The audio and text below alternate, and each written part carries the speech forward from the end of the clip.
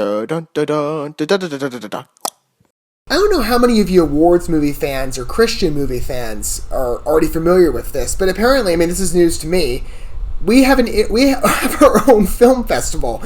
Apparently, this film that we're about to look at debuted on May 5th, 2018, at the International Christian Film Festival. I had no idea that existed, but hey, I'm all for it. I've made it no secret on this channel that I'm a Christian, so you know, hey, my faith has its own film festival circuit. Okay.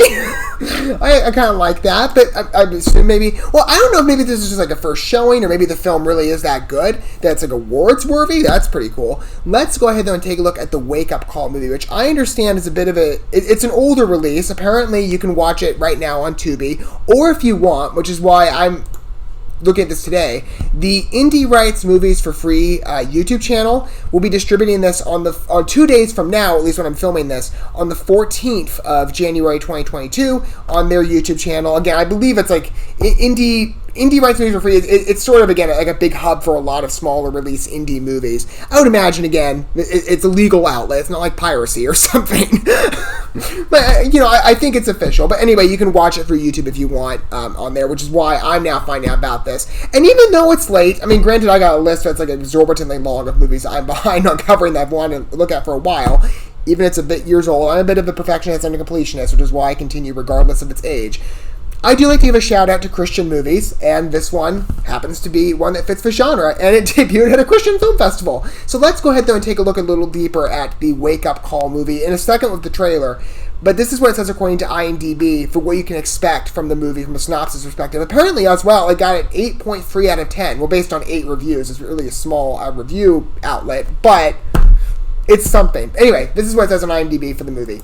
The Wake Up Call is a faith-based film inspired by real-life choices and conflicts of Christians today. Stacy is a young woman who was born and raised in church and greatly involved while living a double life. Frank, her boyfriend, is from the streets. Stacy spends most of her Sunday morning praying for Frank to attend church services with her.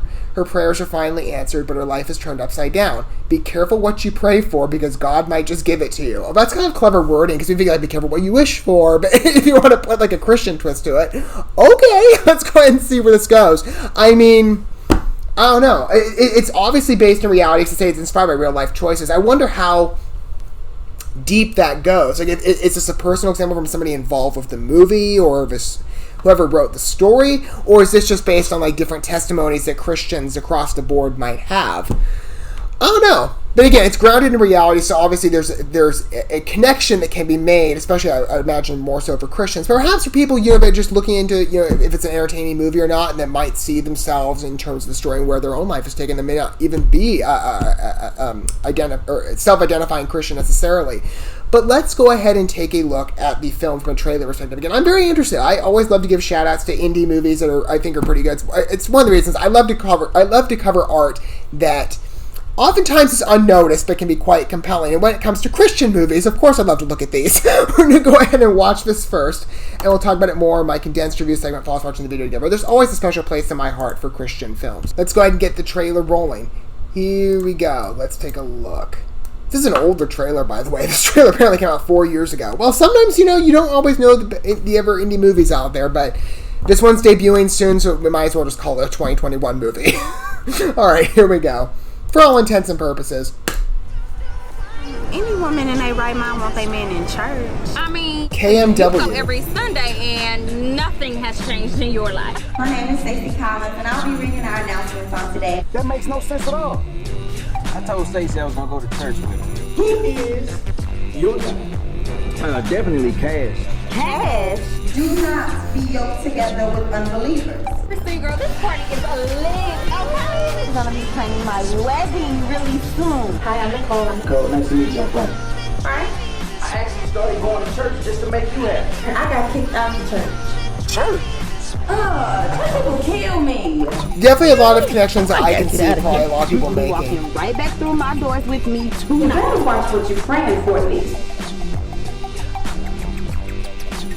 It's definitely a lower budget movie, which again, I'm not speaking in terms of, you know, being spiteful to the project. I mean, it looks cute, but you can clearly tell like it's a lower scale editing. But as I said, I love to get, there's a special appreciation that I have for lower budget films, because oftentimes you see this in comparison to other bigger commercial releases. There's a bit of a liberty when it comes to the art. And how far they can go. There's not as many constraints in regard to, okay, you gotta tell this story, or we gotta tailor the story in this way. You have filmmakers that are a bit more at liberty to explore the story that they want to tell. And this film certainly looks like it looks enjoyable, it looks relevant. Again, I can see many different connections of topics that we're bringing up here on the fact that, as the synopsis brought up, or at least implied, did it say it directly? Okay, so you've got this young girl, or Stacy, living a double life while she's in the church. So obviously there's a side of her that she's not being forthcoming with, and just something that she's doing on the down low. I'm assuming, because the suggestion here, at least when she's on the pulpit, or something, I think that's her, maybe somebody else. Whoever this woman is, that she mentions the principle of not being unequally yoked within a marriage, and that is a Christian principle. But obviously this woman, again, from the implication I've seen, is that Frank, coming from the streets, but maybe not necessarily, you people come from the streets that might have a Christian base on, but I'm assuming in this case Frank doesn't. So I can see there are complications coming from that. It's cool though to see, at least from the synopsis, that she said she's praying for him and trying to get him to attend church. So she's trying to foster that connection. I mean, that could be good. I would say in that case then, I know people probably hate the term, you should friend zone them, at least for the time being. Be like, well, we're going to leave the door open eventually. You might have to come around. It's going to take time. But it's cool to see that she's at least trying to foster that, because she obviously, I'm assuming that she loves him, and that perhaps he loves her as well. But she wants to make sure that she perhaps is abiding by that standard. Well, we'll see, because then it says, through prayer, that's turned upside down. So maybe again, that's a relationship gone, all catawonky. I have no idea. That could be where some of the humor perhaps comes in. I did get a lightheartedness to the project. IMDb also says it pertains to the comedy genre, and I can see the spirit about it. I like the lower budget feel to it. It feels very down to earth, very grounded. It's sort of like you're right in the middle of the movie, because couldn't anybody see themselves in these experiences? I mean, these are like, very practical places to be, whether it's church or home, or I'm assuming this one place, assuming it's like a restaurant or a pub or a bar or something. But again, like very grounded settings. Maybe there's also a hint, because she's got like a bottle of a glass of wine in the car. I mean, I don't know if maybe drinking's involved here too, but I mean, that could be a possibility. For, again, more trouble in terms of, like, what this double life looks like. We'll see what materializes. Again, like I said, the film, maybe some of you have already seen it, considering apparently I'm so late to the party, but I didn't even know about it. Thank you to Indie Rights Movies for Free for distributing on YouTube. Otherwise, I would not have found out. But it looks like a fun movie. I'll definitely consider checking it out. And for those of you who have seen it, whether it be on Tubi or maybe a different platform this film happens to be available on, what did you think of The Wake Up Call? Let me know. I mean, it's quite a dramatic name to thinking now in the context of the synopsis that maybe there's some revelation garnered through those prayers. Who knows? Let me know your thoughts down below on what you think about this movie.